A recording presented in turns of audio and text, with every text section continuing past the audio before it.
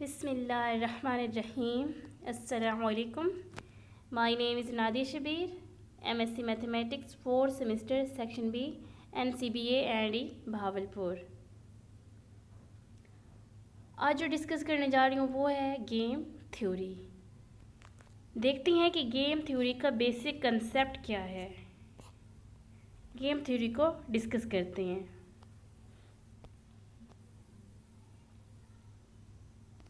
Game theory and economics. Game theory के economics में क्या एप्लीकेशन है या क्या यूजेस हैं। Game theory is the study of how people behave in strategic situation. Means game theory को डिसीजन लेना होता है, उस सिचुएशन में वो कैसे बिहेव करेगा उसकी स्टडी करता है। Strategic decisions are those in which each person, in deciding what action to take, must consider how other might respond to that action. उसमें एक्शन लेगा, लेकिन कब? वो देखेगा कि दूसरा कब एक्शन ले रहा है। अपने एक्शन पे डिपेंड नहीं करता, दूसरे के एक्शन पे ही अपना एक्शन डिपेंड करता है। जैसे कि गेम ले लें, गेम स्टार्ट हो रही है, दो प्लेयर हैं, तो जो फर्स्ट वाला प्लेयर है उसका जो एक्शन है दूसरे के एक्शन पे ही उसका अपना एक्शन डिपेंड करता है, तब वो स्ट्रेटेजिक डिसीजन लेते हैं। Game theory is the study of mathematical models of conflict and cooperation between intelligent rational decision makers. Game theory एक तरह का मैथमेटिकल मॉडल है जो कि कॉन्फ्लिक्ट और कोऑपरेशन, दो डिसीजन मेकर, दो या दो से ज़्यादा भी हो सकते हैं, दो या दो से ज़्यादा इंटेलिजेंट और रेशनल मतलब जो सोच समझकर काम करते हैं। तो रेशनल और इंटेलिजेंट के डिसीजन मेकर्स के बीच में कॉन्फ्लिक्ट कहाँ पर हुई या नहीं, ऐसे सिचुएशन को मॉडलिंग करते हैं गेम थ्योरी में। If the market is composed bye A small number of forms, each form must act strategically. एक मार्केट है, जैसे टूथपेस्ट की ही मार्केट ले लेते हैं, कोलगेट और पेप्सोडाइन। कोलगेट पेप्सोडाइन को देखता है कि उसने अगर प्रॉफिट किया, एक का प्रॉफिट किया तो मुझे क्या करना चाहिए। पेप्सोडाइन कोलगेट को देखता है, अगर उसने लॉस किया तो मुझे क्या करना चाहिए। आगे है, suppose two firms are producing 100 units. Suppose two firm है, वो 100 यूनिट्स प्रोड्यूसिंग कर रहे हैं। If one of the firms decides to increase the production by 10 units. एक फॉर्म ने डिसाइड किया कि प्रोडक्शन को 10 यूनिट्स बढ़ा दें। जब वो 10 यूनिट्स बढ़ा दें तो उस सिचुएशन में क्या होगा। The market supply will increase from 200 to 210 and the price has to drop to reach an equilibrium. Two firm थे, 100 बना रहे थे, उससे क्या हुआ, 200 बन रहे थे। अब एक फॉर्म्स ने डिसाइड किया 10 बढ़ा दिया, तो टोटल कितने हुए, 210 हो गए। And the price has to drop to reach an equilibrium. अब क्या हुआ, सप्लाई बढ़ गई। जब सप्लाई बढ़ गई प्राइस कम हो जाएगी। Therefore it also affect the profits of other forms. तो अब प्राइस कम हो ही रही है, तो मैंने 10 बढ़ाया है तो मेरी तो प्रॉफिट कम ही होगी क्योंकि मैं ज़्यादा बना रहा हूँ। और दूसरे फॉर्म्स की प्रॉफिट कम ही होगी क्योंकि प्राइस कम है। मेरी तो वैसे ही कम होगी, मैंने 10 बढ़ा दी है लेकिन फिर भी मेरी वैसे ही कम होगी क्योंकि मैं और बना रहा हूँ, क्योंकि मैं ज़्यादा बना रहा हूँ। और दूसरे फॉर्म्स की भी प्रॉफिट कम ही होगी क्योंकि प्राइस कम है। Each firm knows that its profit depends not only on how much it produced but also on how much the other firms produce. इस तरह से हर फर्म जानता है कि उसकी प्रॉफिट जो है वो खुद कितना प्रोड्यूस कर रहा है, उस पर डिपेंड नहीं करती दूसरा कितना प्रोड्यूस कर रहा है, उस पर भी डिपेंड कर रही है, अपने पे भी डिपेंड कर रही है और साथ में दूसरे पे भी डिपेंड कर रही है। ये कुछ एप्लीकेशंस थी गेम थ्योरी के एप्लीकेशन और यूजेस। आगे हमारे पास what is game theory, game theory क्या है। गेम थ्योरी की बेसिकली बात करें तो ये माइक्रो इकोनॉमिक्स की ही एक ब्रांच है जिसका main work analysis of optimal decision making in the competitive situation. कोई भी कम्पिटिटिव सिचुएशन होती है जहाँ पर एक डिसीजन लेना होता है तो किस तरीके से प्लेयर ऑप्टिमल पर पहुँचेंगे, ये काम होता है गेम थ्योरी का। गेम थ्योरी की हम डिफाइन कुछ इस तरह भी ले सकते हैं, game theory is a science of strategy. क्यों? क्योंकि आदमी किस तरीके से स्ट्रेटेजी बनाएगा या किस तरह स्ट्रेटेजी से बेस्ट डिसीजन लेगा, इसे हम साइंस ऑफ स्ट्रेटेजी भी कहते हैं। एक और डिफाइन भी ले लेते हैं गेम थ्योरी की। A game is a situation where the participants' payoff depend not only on their decisions but also on their rivals' decisions. Game वो है जो उस सिचुएशन में पार्टिसिपेट कर रहे हैं। गेम में उनका पे ऑफ जो है वो अपने डिसीजन पे डिपेंड नहीं करता। दूसरा क्या कर रहा है, दूसरा क्या कर रहा है उस पे भी डिपेंड करता है, इसलिए उसको गेम कहते हैं। जब गेम खेले जाते हैं तो ये नहीं कि आप कितने अच्छे छक्के लगाते हैं, बल्कि ये देखते हैं कि बॉल कैसे आ रही है, इसलिए छक्के लगेंगे या नहीं, ये इम्पोर्टेंट है। This is called strategic interaction. इसे हम स्ट्रेटेजिक इंटरेक्शन भी कहते हैं ऐसी गेम को। माई ऑप्टिमल डिसीजन, ऑप्टिमल यहाँ पे मैक्सिमम और minimum, will depend on what other do in the game, जो मुझे ज़्यादा प्रॉफिट देगा। यहाँ पे प्रॉफिट का जिक्र हो रहा है। आगे है गेम। गेम के लिए elements, 4 elements to describe a game. 4 elements होते हैं। फर्स्ट प्लेयर, गेम के लिए सबसे पहले प्लेयर का होना ज़रूरी है। Second rules, when each players moves what are the possible moves, what is known to each players before moving. Rules मतलब रूल्स देखते हैं, गेम स्टार्ट होती है तो गेम के स्टार्ट होने से पहले रूल्स रखे जाते हैं गेम्स के कि इस तरह करना है, ऐसे करना है, ऐसे नहीं करना, अगर इस तरह हो गया तो ऐसे करना है। तो दूसरी बात रूल्स की आती है। थर्ड में है आउटकम्स ऑफ द मूव्स। अगर हम गेम चल रहे हैं तो हमने गेम का जो चला तो उसका आउटकम का हमें पता है, क्योंकि हमने चली है गेम को, तो क्या होगा उसका आउटकम, तो इस तरह पता होते हैं अगले का मूव्स क्या होगा। आउटकम का हमें पता होता है क्योंकि हमने गेम चली है, तो अगले का मूव्स भी पता होता है, उसे हम आउटकम्स ऑफ द मूव्स कहते हैं। फोर्थ एंड लास्ट है पे of each possible outcome, how much money each player receive for any specific outcome. जैसे छक्का मारने की कोशिश की और उठा के दे मारा, गेम जो है वो पार हो गई बाउंड्री के, छक्का मिलेगा।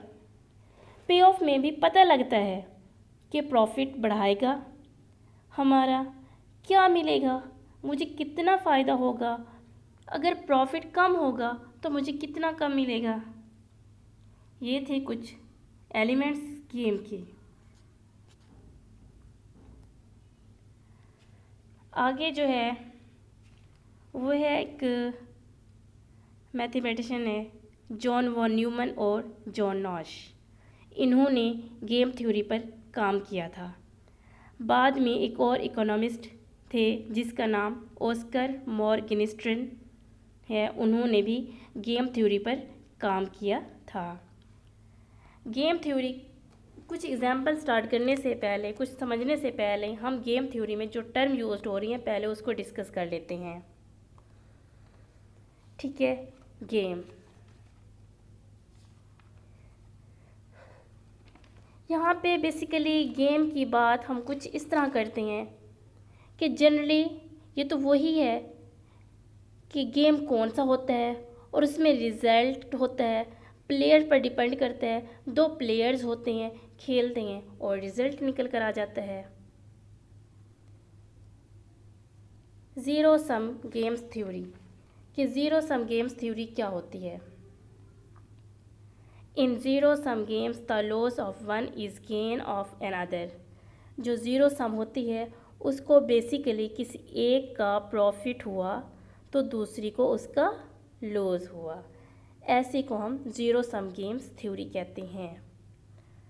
Non zero sum games theory, ऐसे नॉन ज़ीरो सम गेम्स में किसी को बेनिफिट तो होता है पर लॉस नहीं होता, उसे हम non zero sum games theory कहते हैं। नेक्स्ट है हमारे पास player. Player a strategy decision maker within the context of the game.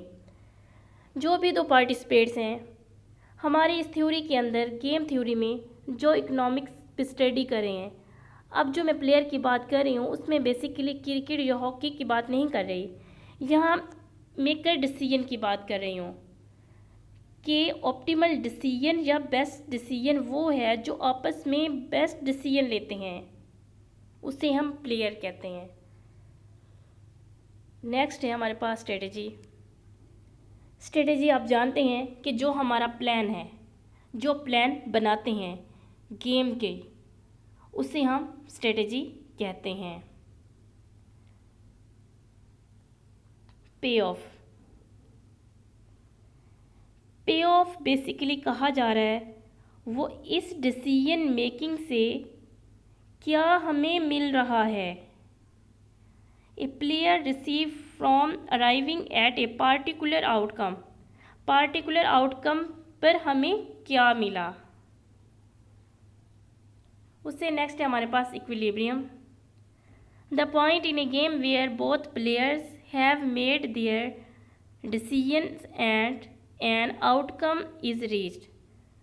वो पॉइंट जहाँ पर दोनों पार्टीज़ या दोनों प्लेयर के बेस्ट डिसीजन होते हैं अपने फाइनल डिसीजन तक पहुंचने के लिए, या अपने फाइनल डिसीजन तक पहुंचते हैं, जहां उनको किसी आउटकम पर पहुंच जाते हैं, दैट इज़ कॉल्ड इक्विलिब्रियम। ये कुछ टर्म थी जो हमने डिस्कस की हैं। आगे नेक्स्ट एग्जांपल ले रही हूँ मैं, नॉश इक्विलिब्रियम। नॉश इक्विलिब्रियम में इक्विलिब्रियम देखते हैं कि हमारे पास कैसे आता है। अब नॉश इक्विलिब्रियम, नॉश इक्विलिब्रियम एक अमेरिकन मैथमेटिक्स हैं जॉन नॉश, उन्होंने गेम थ्योरी को डेवलपमेंट किया था 1994 में, तो इस वजह से उन्हें नोबेल प्राइज़ भी मिला था। The decision of the players are a Nash equilibrium if no individual prefers a different choose. Nash equilibrium उस जगह पे होगा जहाँ दोनों इंडिविजुअल उसी चॉइस पर डिपेंड कर रहे हैं। क्यों? क्योंकि उसे लगता है बेहतर और कोई चॉइस नहीं।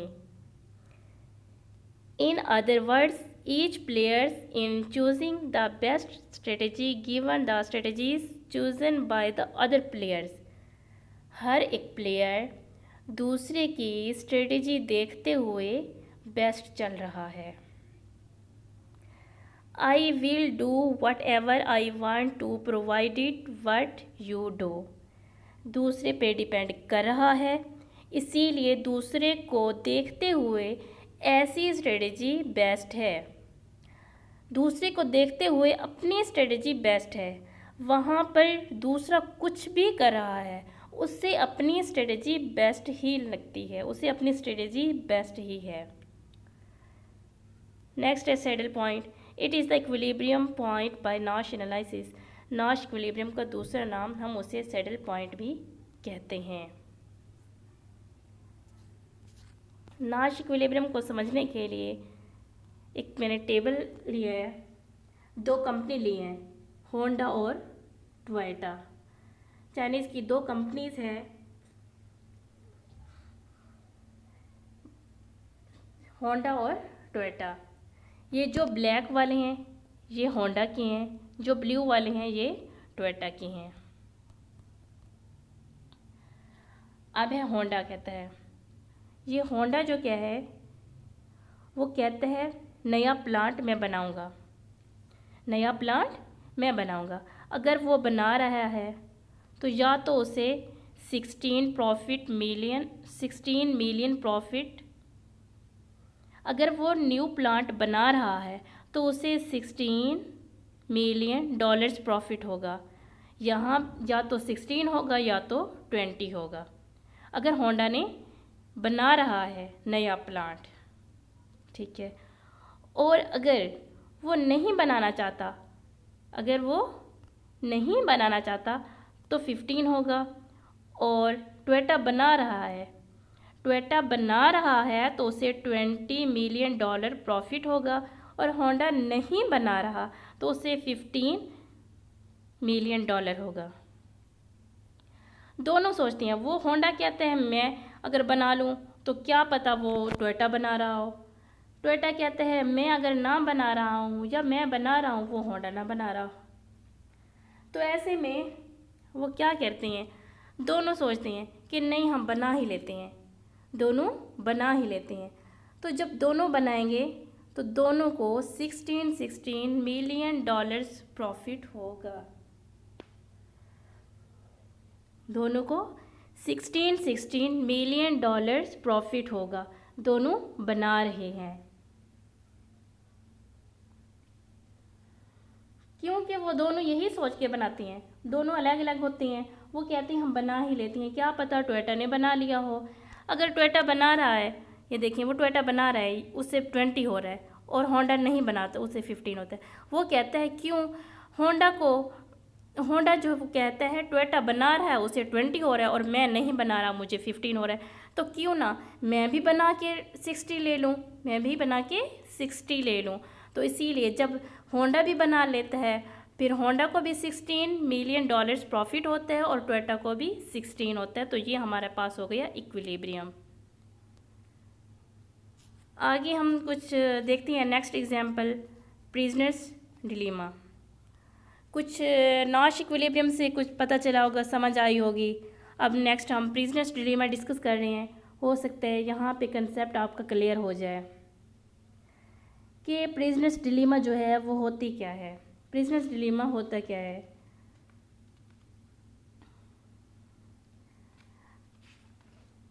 प्रिजनर्स डिलीमा जो है वो कैदियों की आपस में सोच, वो कैदियों की आपस में सोच, क्या करें, परेशान हैं और क्या कर रहे हैं और क्या करना है, ये हमारा है प्रिजनर्स डिलीमा। तो सबसे पहले RAND के कोऑपरेशन थे जिसके साइंटिस्ट थे, 2 साइंटिस्ट थे, मेरिल फ्लड और मेलविन ड्रेशर। उन्होंने इस थ्योरी को डेवलपमेंट किया था। बाद में एक और साइंटिस्ट थे जिसका नाम अल्बर्ट W. टकर, इसने भी फार्मलाइज किया था बाद में। 2 individuals have been arrested for possession of guns. 2 आदमियों को गन रखने की वजह से पुलिस ने पकड़ लिया। The police suspects that they have committed 10 bank robberies. अब पुलिस को शक है ये लोग 10 बैंक रॉबरीज भी की है। If nobody confess the police, they will be jailed for 2 years.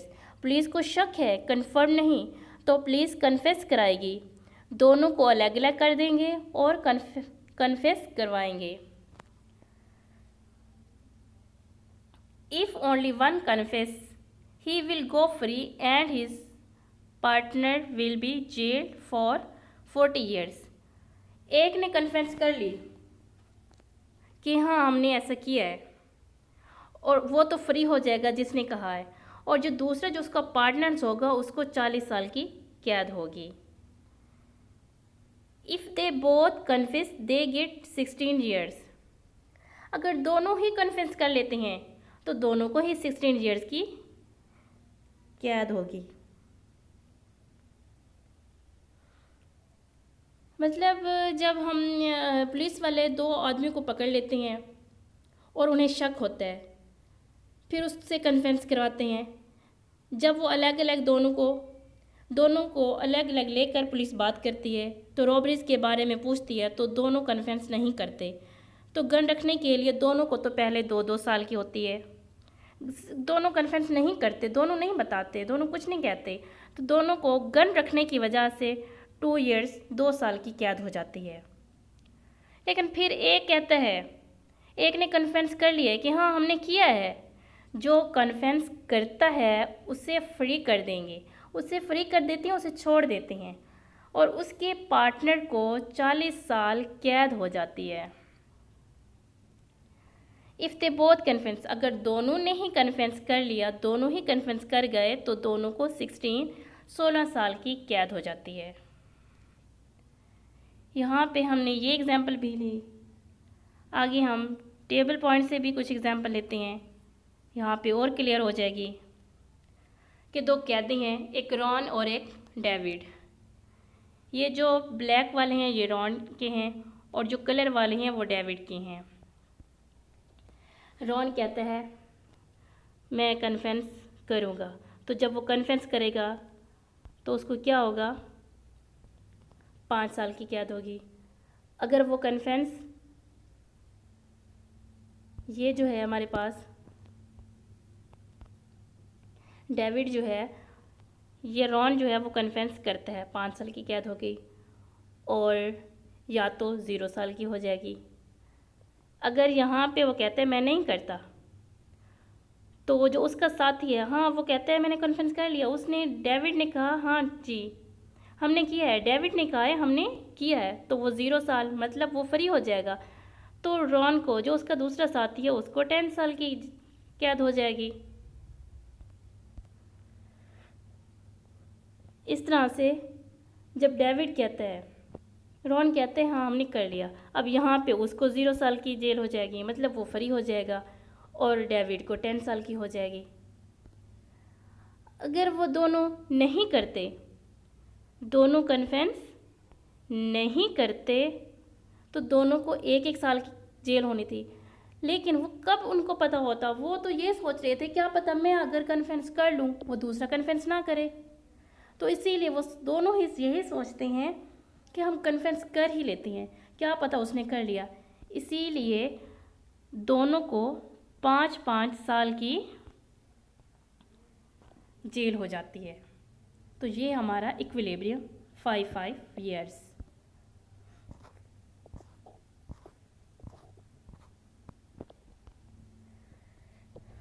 आगे हमारे पास डोमिनेटेड एंड डोमिनेट स्ट्रेटजी, कि डोमिनेट और डोमिनेटेड स्ट्रेटजी क्या होती है. A strategy that gives higher payoff no matter what the opponent does. Dominate strategy वो होती है जो एक प्लेयर के लिए सबसे बेस्ट स्ट्रेटजी होती है. यानी वो कह सकता है कि मेरे लिए इससे अच्छी स्ट्रेटजी और हो ही नहीं सकती. डोमिनेट स्ट्रेटजी वो स्ट्रेटजी सेलेक्ट करता है, वो कहता है इससे अच्छी स्ट्रेटजी और हो ही नहीं सकती. जैसे दोनों कन्फेस कर लेती हैं, वो कहते हैं इससे ज़्यादा अच्छी और हो ही नहीं सकती, वो बना लेता है. इसको नहीं मालूम उसका जो ओपोनेंट है वो क्या स्ट्रेटजी लेकर चल रहा है, वो क्या सोच के चल रहा है, उसने वो ये मानकर चलता है मैंने जो स्ट्रेटेजी की है, मैंने जो स्ट्रेटेजी चूज़ की है वो सबसे ज़्यादा अच्छी स्ट्रेटेजी है। इसे हम कहते हैं डोमिनेट स्ट्रेटेजी। नेक्स्ट है हमारे पास dominated strategy.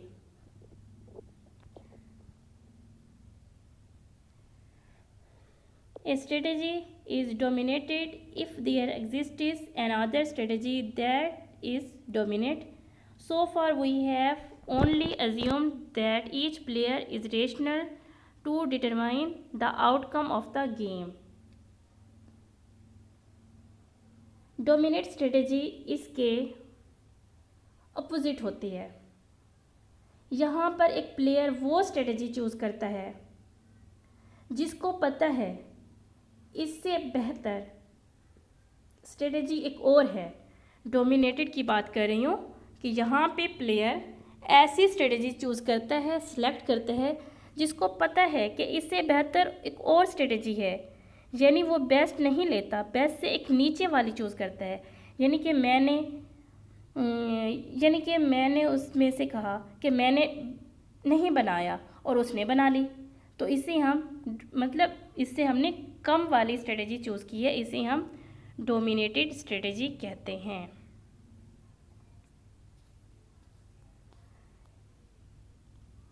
Types of the game theory. Game theory के कुछ टाइप्स हैं, cooperative and non cooperative games, normal and extensive form games. Third है हमारे पास कांस्टेंट गेम। फोर्थ है हमारे पास symmetric and asymmetric games. Types हैं, फिर इस टाइप्स की मैंने आगे डिफ़ाइन भी कर दी है कि ये होती क्या है। जो इम्पोर्टेंट है वो आपको मैं डिस्कस कर देती हूँ, जो थोड़ी सी मुश्किल आ जाती हैं। जैसे कोऑपरेटिव गेम्स थ्योरी, कि कोऑपरेटिव गेम थ्योरी क्या होती है। एक cooperative game is a game in which both players can communicate and cooperative game। जो प्लेयर कोऑपरेट करता है, एक दूसरे से कोलिजन बना लेता है, कोऑपरेट करके कोलिजन बना लेते हैं, कोलिजन टू कोलिजन, इस तरह का कॉम्बिनेशन होता है। और जो सोच के चलता है कि हमने जो डिसीजन लिया है या डिसीजन लेना है, कोऑपरेटिव वो पूरे ग्रुप के लिए लेता है। जो कोऑपरेटिव होता है वो सोचता है, वो पूरे ग्रुप के बारे में सोचता है, वो पूरे ग्रुप का ही डिसीजन लेता है, सिर्फ अकेला अपना खुद का नहीं लेता, वो पूरे ग्रुप का ही डिसीजन लेता है, उसे हम कोऑपरेटिव गेम थ्योरी कहते हैं। नेक्स्ट है हमारे पास नॉन कोऑपरेटिव गेम थ्योरी। इसमें हर प्लेयर अपने डिसीजन को कैरी करता है, अपने डिसीजन का ही सोचता है और सोच कर चलता है कि दूसरा ले रहा है या नहीं, मेरे बेस्ट क्या होगी, उसको देखता है, उसने देखना होता है कि क्या चीज़ होगी। वो हर प्लेयर अपने डिसीजन को लेता है। लेकिन जो कोऑपरेटिव गेम थ्योरी है वो ये सोच के चलता है कि मैंने जो डिसीजन लिया, हमने जो डिसीजन लिया वो पूरे ग्रुप के लिए लेना होता है, इससे हम कोऑपरेटिव गेम थ्योरी कहते हैं।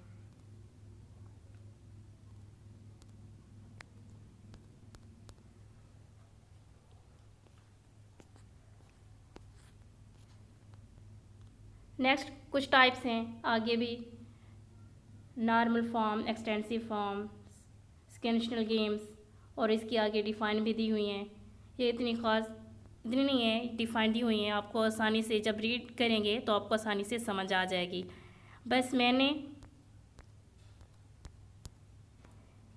एक काइंड को ना, एक गेम थ्योरी की एक टाइप्स को मैंने डिफ़ाइन नहीं किया, वो है कांस्टेंट गेम्स।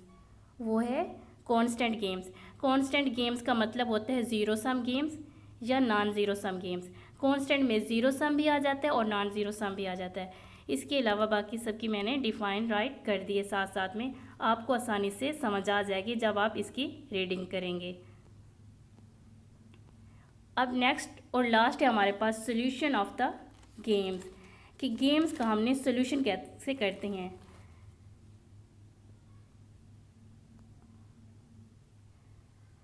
सोल्यूशन जानने के लिए हमें कुछ टूल्स चाहिए to predict What will be the solution outcome of the game? We need some tools.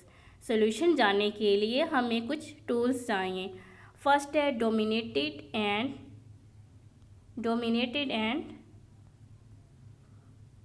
dominate strategy और नाश इक्विलिब्रियम. तो ये जानने के बाद ही हम गेम थ्योरी का सॉल्यूशन जान सकते हैं.